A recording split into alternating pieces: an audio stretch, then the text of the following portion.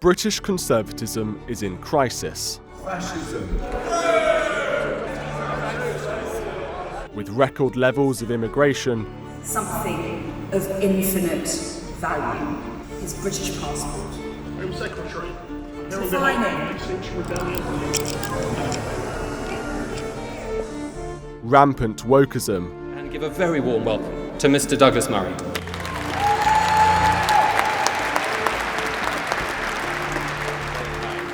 Conservatives are always at a certain disadvantage. And one of those disadvantages comes from the fact that everyone is conserving something different. and amid dire opinion polls for the Tories, this week the best and brightest of the British right gathered in London for the National Conservatism Conference. The attempts to create overriding states all fail throughout history. The English king is under the law, whereas the French king is the law. My name is Stephen Edgington, and I'm a journalist from the Telegraph. NatCon has been denounced by the left-wing press as promoting far-right ideas.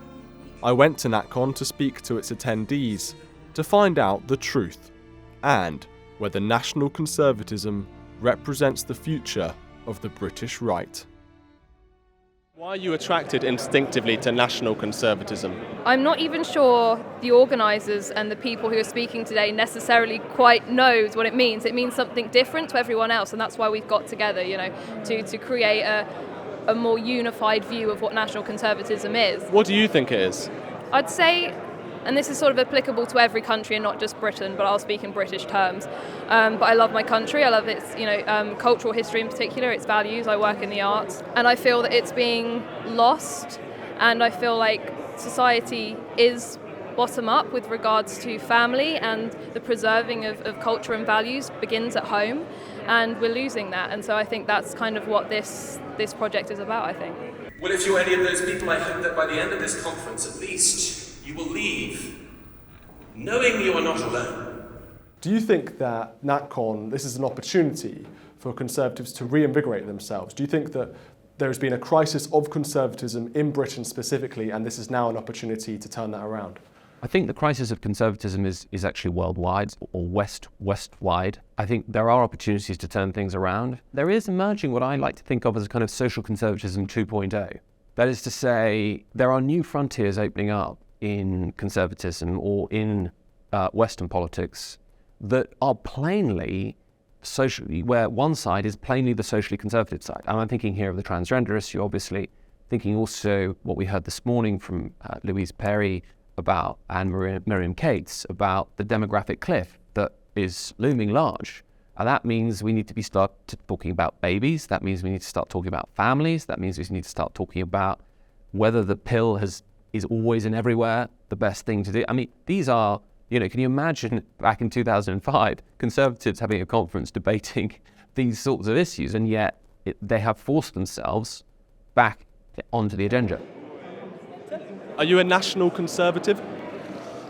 Ooh, still trying to figure out exactly what that means. I'm certainly not a conservative in the sense of supporting the current Conservative Party or government. Do you think the Conservatives are conservative? As in party politics? Yeah. No. I think that's the issue. It's like none of our parties are what they say they are anymore. So I think everyone you'll speak to is politically homeless right now. Even people who are involved with the Conservative Party, I'd say. Okay, so here at NatCon, we've seen many Conservative MPs speaking. We're going to see Suella Braverman later. We've got Jacob Rees-Mogg, Miriam Cates this morning. Do you think the Conservative Party is conservative? I think it's a really good question. We definitely shouldn't take it for granted that they're conservative. I think it was interesting that we saw Miriam Cates and then Jacob Rees-Mogg speak quite a while, and that the single largest policy point of the Conservative government, the single largest thing the Conservative government have done since being elected in 2019 was to preside over the COVID pandemic, and I think the word COVID was mentioned once. So it goes to show how proud they are of what they've done in the last 3 years. Do you think the Conservative Party has lost its way? I think we haven't fully lent into the realignment of 2019. So the promises that we made to the electorate in 2019 about restoring a strong nation, national identity, independence, those kind of things, I think we've partially done that, but I don't think we've fully lent into it. I don't think we've fully fulfilled it. So if I'm a Conservative voter and I've seen net migration hit record levels, it might even hit 1 million people from 2022, diversity, inclusion, billions of pounds being spent on that, taxpayer money, all these things. Why should I trust the Conservatives at the next election to deliver Conservative manifesto? Well, that's a good question, and that's why gatherings like these are trying to push the ideas that we should be more conservative about these things, that we should be bolder in how we treat these issues, so that the electorate knows where we stand. And I think that's a completely fair point. But I think one of the issues that I tried to point out in my speech is that often, particularly Conservative politicians, are very nervous about speaking about anything other than the economy, and that holds us back when we try to grapple with these issues. And people have said, "Oh, you're brave for speaking out about these things," but they're just common sense, and really 20 years ago I don't think they would have been anything to write home about, certainly not speech material. And I think that shows how far we've shut down the debate about issues like family and children and immigration, and really I think politicians need to be emboldened to speak about those things again. We see in communist regimes particularly a hatred for the family. Why should voters continue to trust the Conservatives to enact a Conservative platform? I think the question really is on the Constitution, because where New Labour was very clever was it set up the system of how we're governed, and having set up that system of how we're governed, that carries on until you change it. And that is run by self-appointed left-wing people. They make up the appointment committees that are now independent of government, and they then appoint their own people to the key roles. And that we haven't reversed. But take immigration, for example. As I said, 500,000, I think, 2021 record-breaking figures. In 2019, you promised in your manifesto to reduce numbers. Suella Braverman says that it's our ambition to get the numbers into the tens of thousands.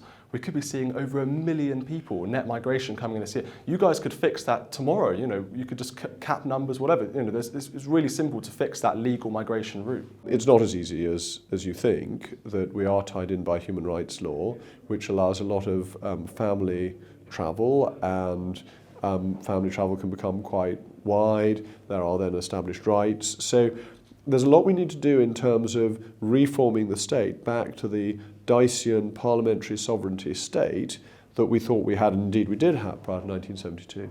Can you understand why some Conservatives in Britain do feel a sense of doom around the Conservative Party and they're looking for other alternatives? Feeling a sense of doom is a fundamentally unconservative thing to do. Conservatives are fundamentally optimistic people, so they're not proper Conservatives if they think we're all doomed. They are extras from Dad's army. Peter Hitchens is one of these people who perhaps says this. He says, "I've dismissed the Tory party as useless since the Cameron Revolution, in which all the remaining Conservative bits of that party were hunted down and exterminated. Cameron said he was the heir to Blair and meant it." Do you blame David Cameron for this revolution in the Conservative Party? No, I don't. I think Peter Hitchens is one of the most interesting Conservative writers, though he is always woe is me as a general tone, but he's always thought-provoking. David Cameron had to deal with the cards he was delivered to play, and he formed a coalition that did some very important things. It did welfare reform, it did education reform, which were fundamentally important and conservative. Do you think that the Conservative Party is the best vehicle to promote conservatism? No, not at all, no. Why? True conservatism, I think, is about preserving family values and,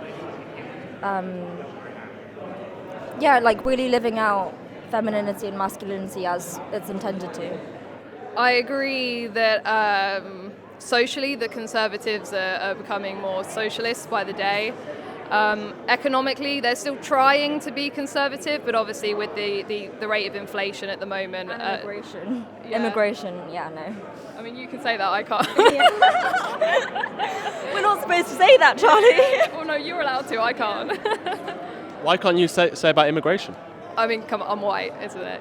What are the main issues that kind of get your heart pumping? What's transgender ideology and recently class stuff. I'd say immigration. Yeah, that's one thing I would say, but I would never just sort of rustle up. But yeah, now you've said that, immigration. Why wouldn't you rustle it up? Oh, just because I don't want to lose friends, standards, but yeah. Do you think that young Conservatives, they do lose friends? Have you got friends? No, I don't have any friends. That's why I'm here. I'm trying to make friends. So. Okay, Thank you very much. Can you be my friend? Oh, well, maybe. There was a clear sense of disillusionment with the ruling Tory Party among NatCon's attendees. With NatCon's origins being American, I wondered whether there are lessons British Conservatives can learn from our American cousins. To find out, I spoke with the president of the US conservative think tank, the Heritage Foundation. Do you think there are lessons that British Conservatives can learn from America? Yes, two things come to mind. It's probably a longer list in the same way American conservatives can learn a lot from British conservatives. But the first is that I've detected in my stay this time a reticence among a higher percentage of British conservatives to be engaged in what we Americans call the culture war. Maybe for political messaging purposes, British conservatives want to call it something else. That's fine. We need to win elections. But the point is, confronting the degradation of the free market and the deterioration of the family ought not be mutually exclusive. These go hand in hand. If Burke were here, he would remind us of that. If Churchill were here, he would remind us of that. So that's item number one. This is something that American conservatives are having not just policy success on, but political success. Witness, for example, Governor Ron DeSantis' 20-point historic re-election victory in Florida. The second thing is, and I also mean this respectfully because the British need no lecture from an American about courage. Politically, I came here hoping to do some tiny part in stiffening the spine of British conservatives. We need them. We need them in America in the same way that they would say they need us. And I'm hoping that a stronger alliance, philosophically, ideologically, recognizing we have sometimes different policy priorities, will mean that the next decade and beyond for both of our countries, for both of our people, are very bright. And then what do we do about the additional bollards thrown in the way of our society by the radical left? Bollards like the gender nonsense and the racialization of absolutely everything. NatCon was far from a weak imitation of Tory Party conference.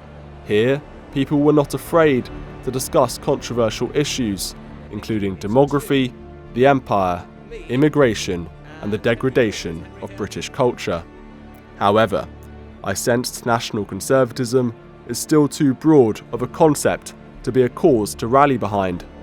NatCon's speakers were politically diverse. On the left, there was Michael Gove, and on the right, Douglas Murray. There was a clear attempt to define the movement through the lens of both wings of the Tory Party.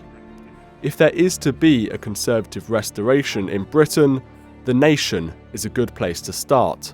However, any attempt to continue the Tory Party's failed liberal modernisation project must be put down.